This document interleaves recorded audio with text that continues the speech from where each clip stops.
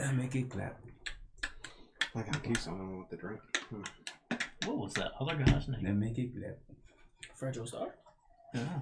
See, I remembered Star, but I couldn't get the first name. Tell me what you think is going on. What you think?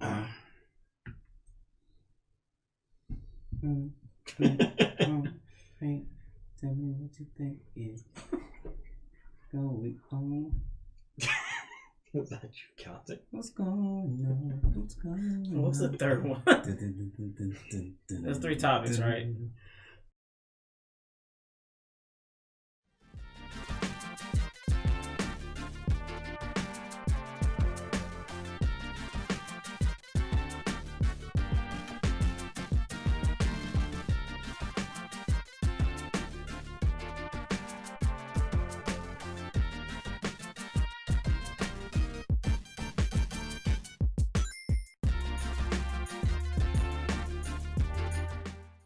What's going on, everybody? Almost in full color here. You know what it is. Roger Gaines, myself, and Terry. And today we're going to do our first podcast. It's probably not going to go that well, but It's going to go amazing. we're aiming for the best. We're the best at this, by the way. So as you may not know or know, we are a gaming-centric channel, so our podcast would obviously revolve around gaming.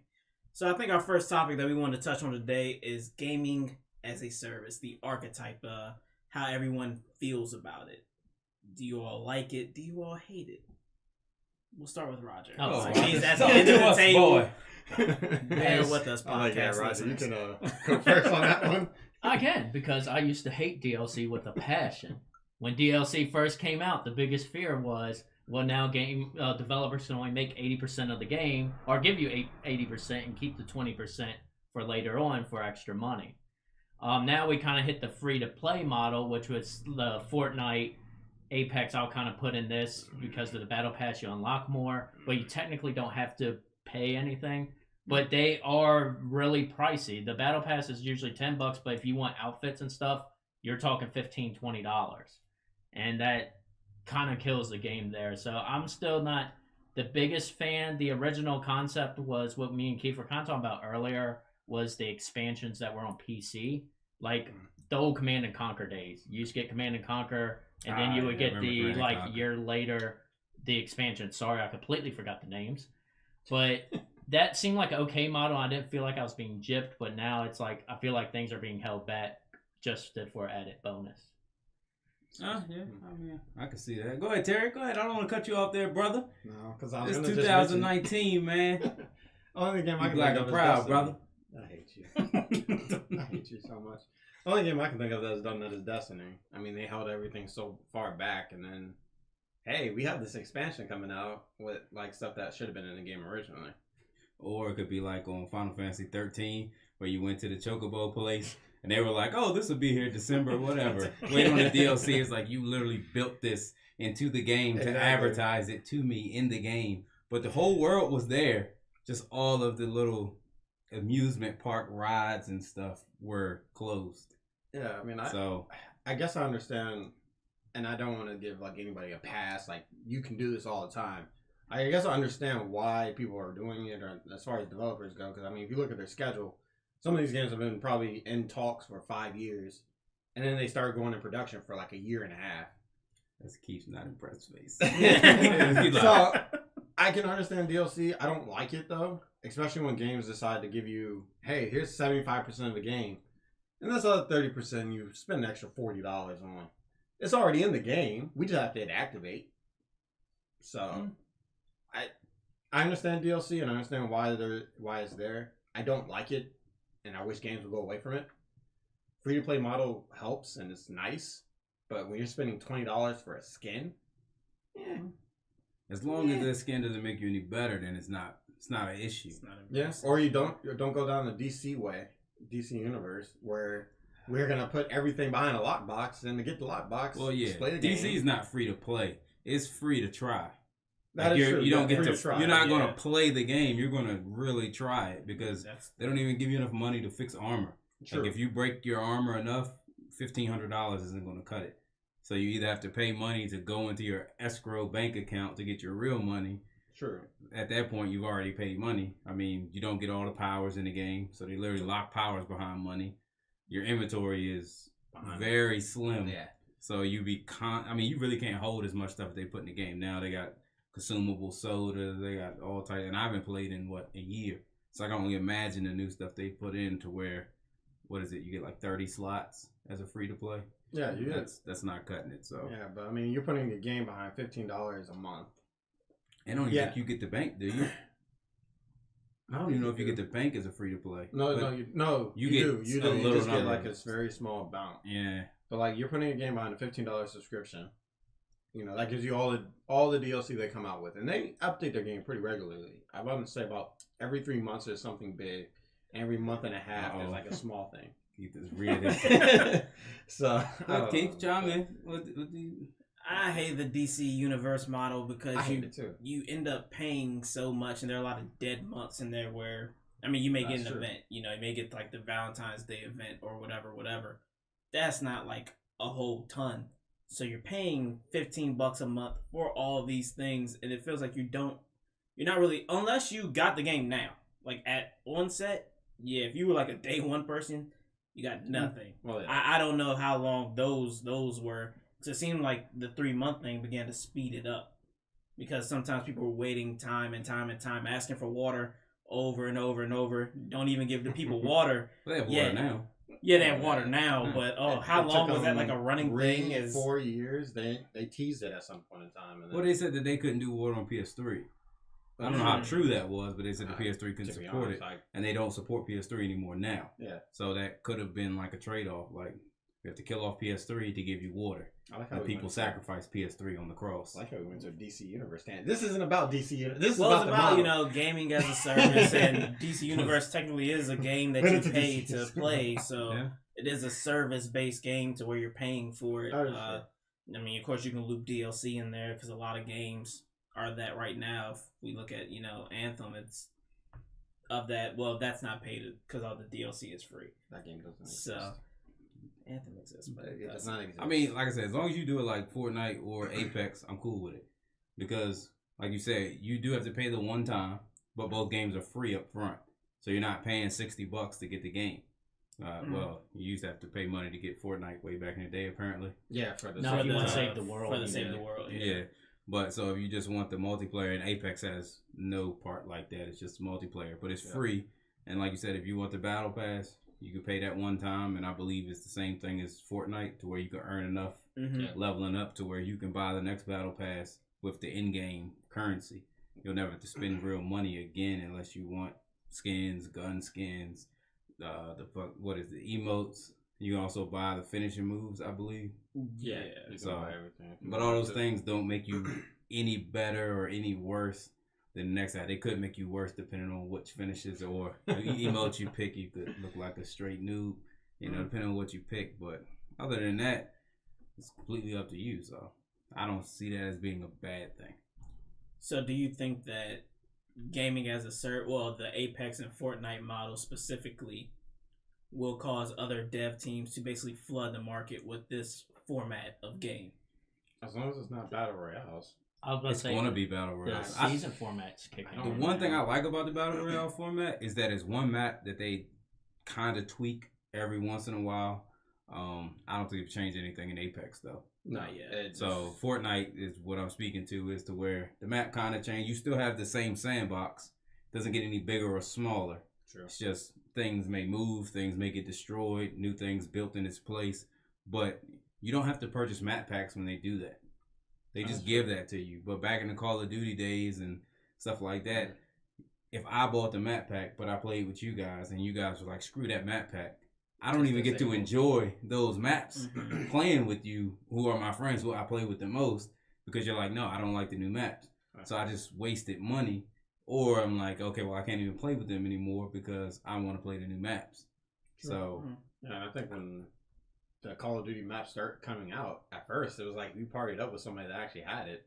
If you didn't, and the map showed up, it'll kick you out. It shames you as well. Yeah. It'll flash that guy's name and be like, he's a broke bitch. And I'm like, damn, buy the maps. But yeah, so I don't know. Hopefully nobody really takes advantage of it. A friend of ours in our group chat, B, has this fear that, you know, this game archetype is going to take over everything. We went back and we looked at pretty much the best games throughout the past like 10 years. They've always been single player games. Whether it been last year, you had God of War and Red Dead. Year before that, I think was Breath of the Wild. What else do we have? Uncharted 4. I know Overwatch got Game of the Year that year. I don't condone it. Uncharted 4 was Game of the Year that year. All right. So Game of the Year. You know, we had Witcher 3. So many single player experiences always were top tier. So there's only 2 exceptions to this, which was the first Call of Duty Modern Warfare and Halo 2. What? Halo 2. What are we talking about? I was focusing on sitting this down so softly. I like zoned yeah. For the past 10 years, every game that's been Game of the Year or the top like 5 games from the past 10 years have always been some format of single player experience. The only 2 exceptions that really broke the mold were the first Call of Duty Modern Warfare and Halo 2, I think, was the first one that broke the mold with that. But even so, they still had really good campaigns. Yeah. So it was like, even though they were multiplayer centric, like that's what pretty much gave them their claim to fame. They still had really good campaigns. All in all, I don't see this format taking over all of gaming. I think it's a fad. Like a lot of other things have come and gone.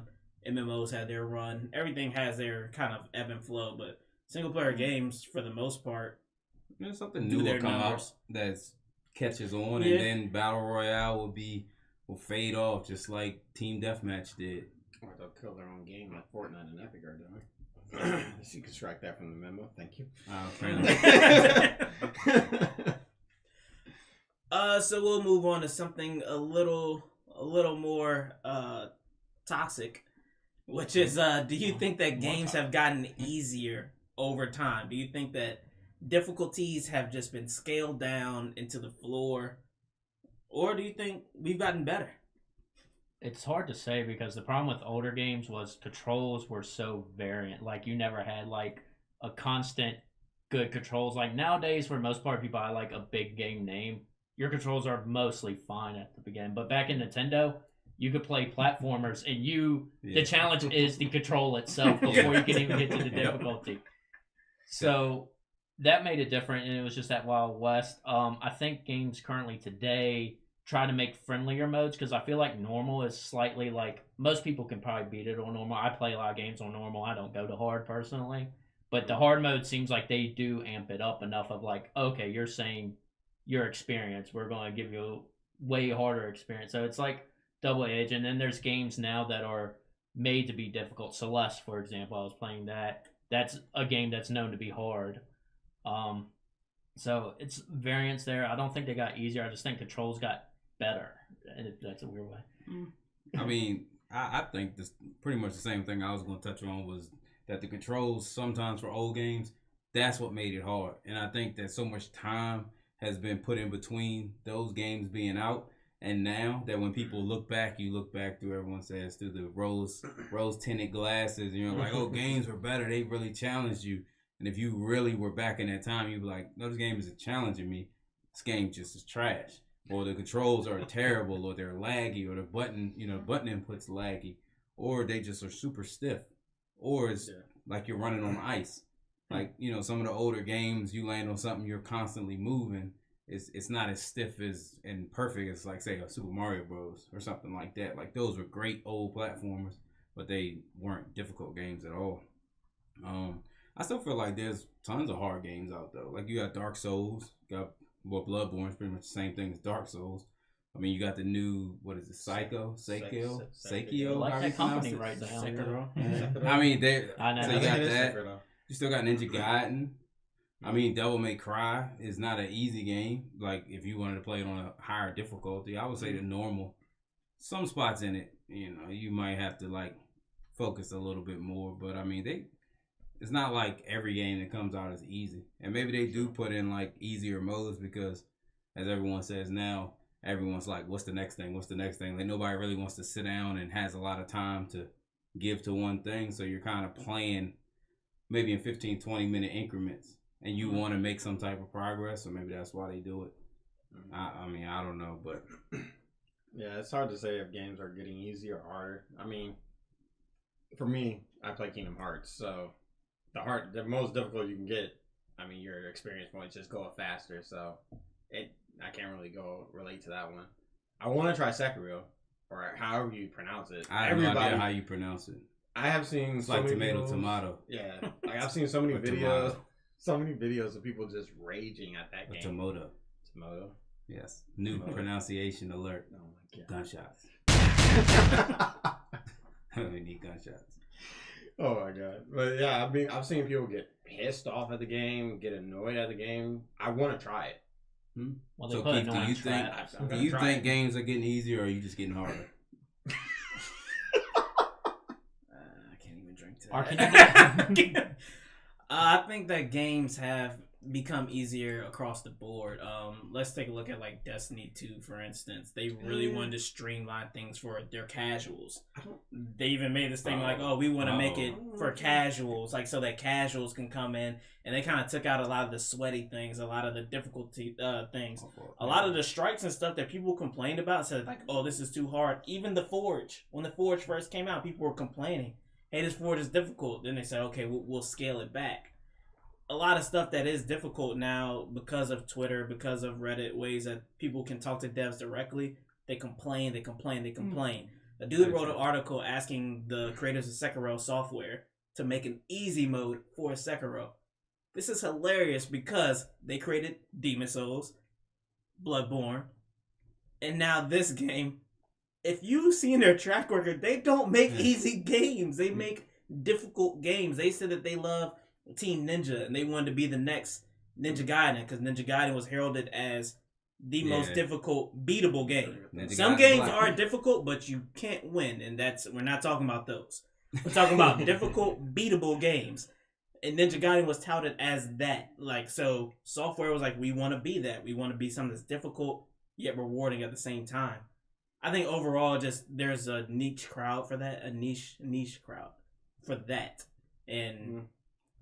Probably, overall, a lot of people don't want to get into that when it comes to gaming. They don't want to rage. I don't mind it, personally. I like it feels so good when you get past something so difficult. You're like, yes, I did it. Fuck yes. Like, I'm so happy right now. Like, this is amazing. That's true. But, some people don't really like that. They, break TVs. We've seen the videos. They stick, what that one boy stick up his butt? A controller. No, remote. The DirecTV remote. That's and right. We're going good another way. But That's anyway, right. if they want to be like Ninja Gaiden, if they want to be like Team Ninja, then they could put in the easy mode. They just put the pink bow on your head.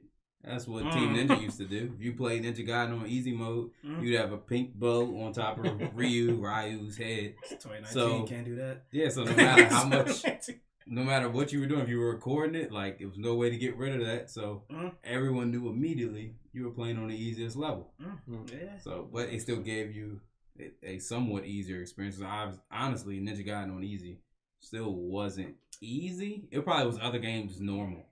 Yeah. To put it lightly, but Ninja Gaiden Black was just a completely different experience, though. That was a ridiculously hard game. So let's get into our current favorite game of the year. What's the game that you played so far? We're about halfway through quarter 2. So far, what is your current favorite game? Best game you played? So I haven't played too many games this year that came out this year. The nominees I would have is probably Kingdom Hearts 3. And then I like Trials. I know that's a different game, but for a game that's 25 and it was well polished, I thought that was really good. But I would say Kingdom Hearts 3 is probably the best game I've been playing so far. Yeah, Kingdom Hearts 3 is the only one I got. I mean, there's not really a lot that's come out. Yeah, Apex. We're not a lover of Apex over here. You have to give it the slight, underwrite underneath it because you don't play certain types of games. Like you don't play like a God of War. If God of War was this year, I would have chose God of War. Yeah, but you didn't play Devil May Cry either. I didn't play Devil May Cry. You're right. Yes, that's what I'm saying. Like there's certain games you don't play, so it's like there's like certain games I don't play. Yeah. So it'd be. I guess I would have to give it to Kingdom Hearts 3. hands down. I mean, the story was, it was rocky, but I mean, as far as games that are out right now, Kingdom Hearts, and of course, I'm sure Keith will pick Apex, but I have my issues with Apex. Apex. Oh. Strike that from I was like, what? No, so yeah, Kingdom Hearts 3 is mine. Oh, I'm third. Okay, I guess you're trying to wrap it up. Yeah, well. Quite greedy. You know what, you gotta choose those games. Go ahead. Honestly, I did like Devil May Cry a lot. I did like Devil May Cry 5.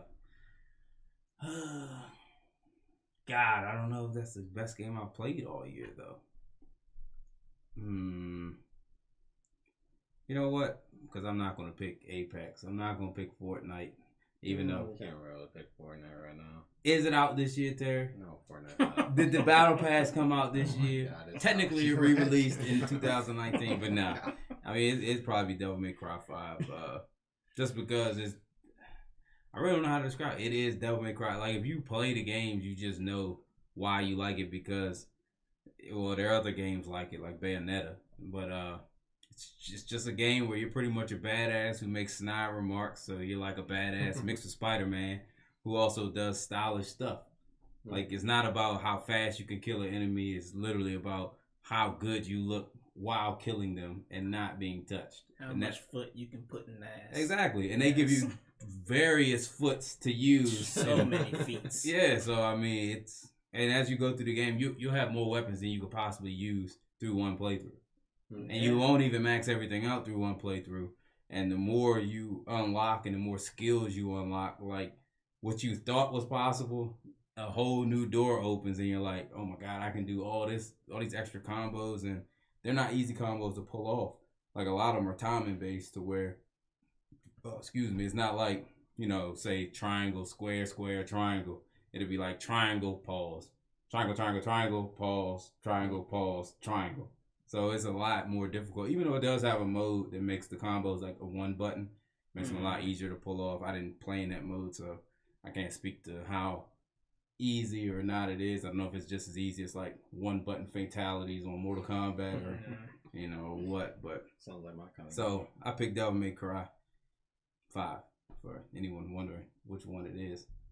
So currently, that is also my game, and I believe Game of the Year nominee. Probably won't win it, but I think it should be like in the talk. Yeah, we're too early in it, probably. Some crazy stuff's gonna come out.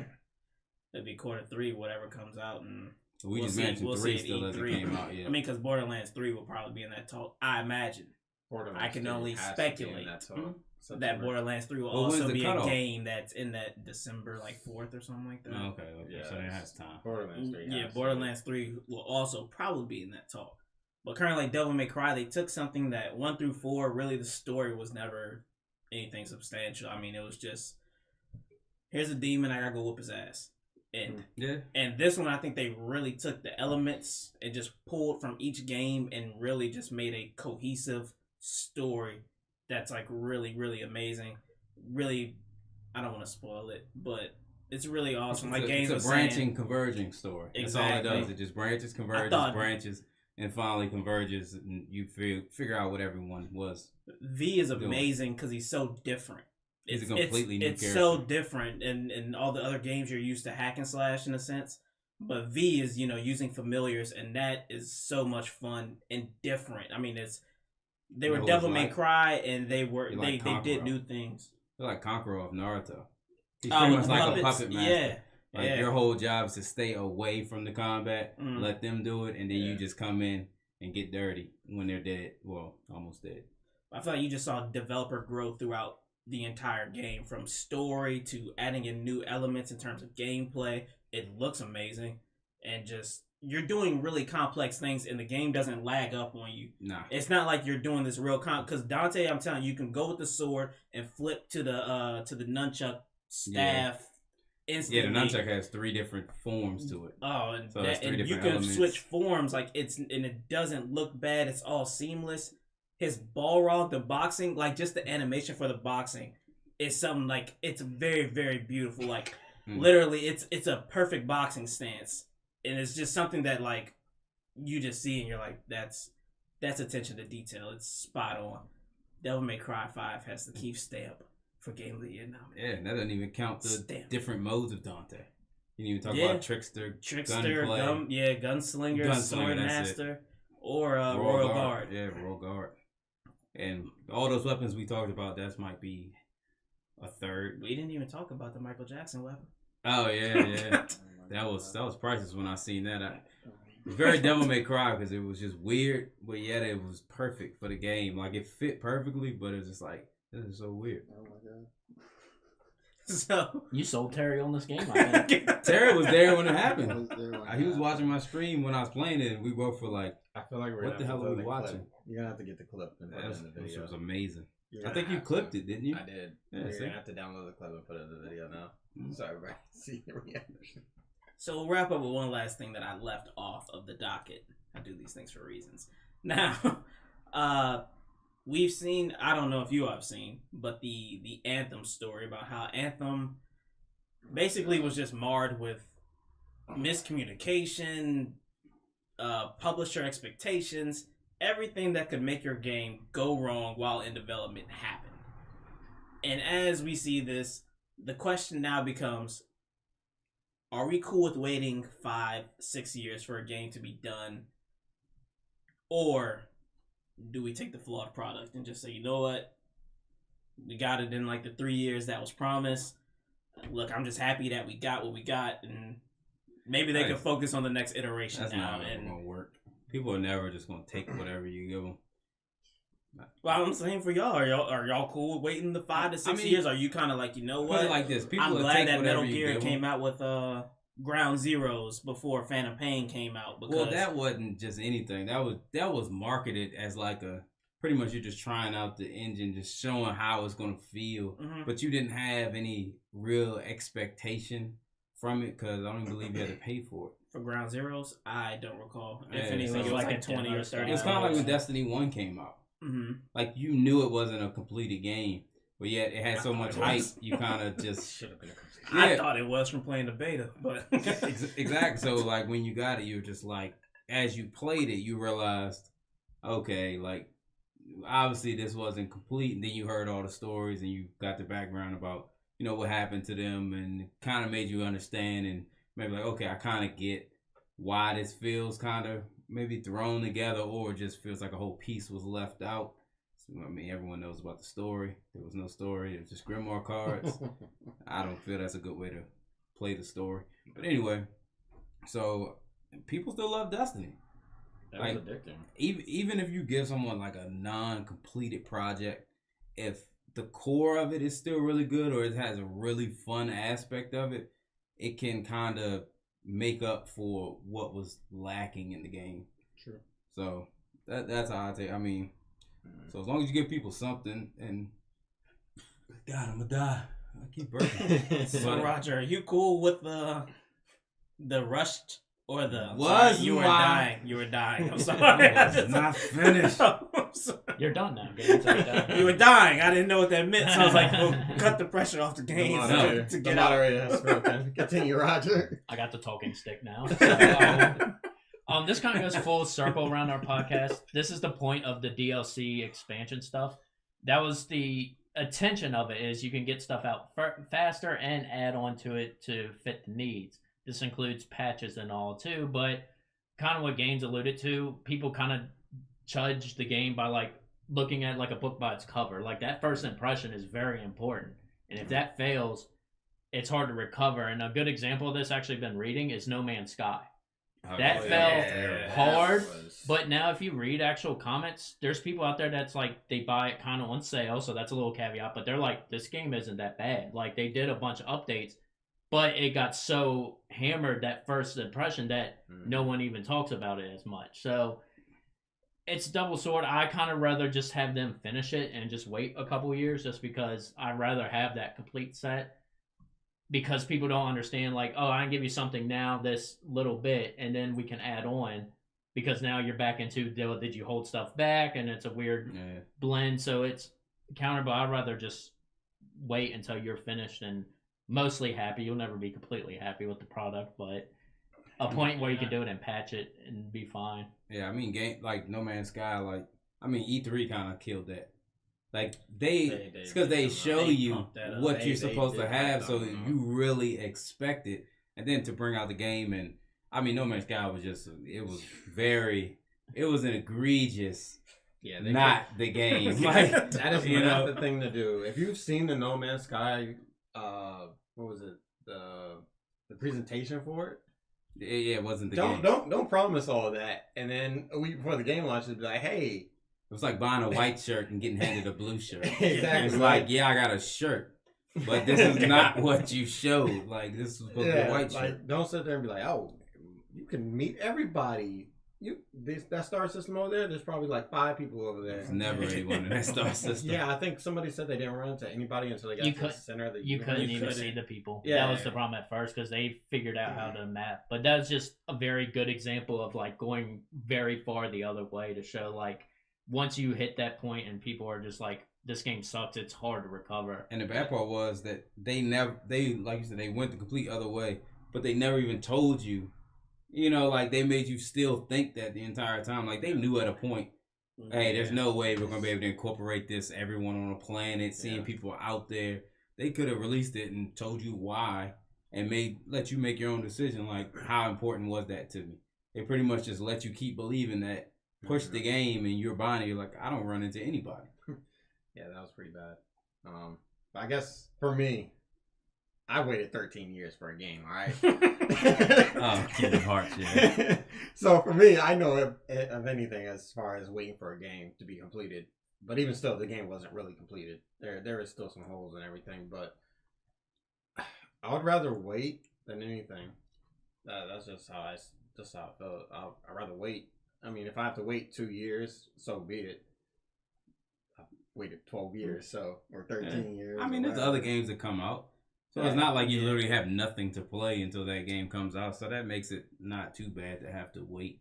Yeah, it's easy when you start having other games. But as far as Anthem goes, I mean, of course, Kotaku wrote the article.